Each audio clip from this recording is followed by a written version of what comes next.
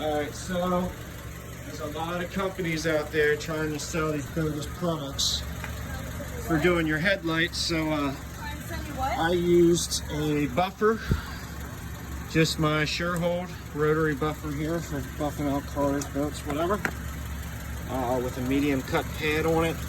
And I had an old bottle here, some meguiars fine cut cleaner that I'm not sure where I got it, but anyway, it's the closest thing I had, and this was the final product after only about 5 minutes on the buffer and wiping it down. This is what it used to look like. So let's do that again. As you can see there and there.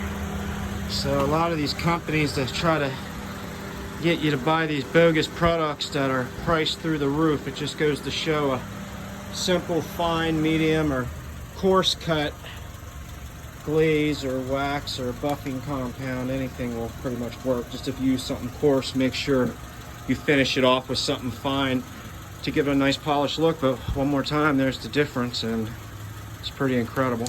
So there you go.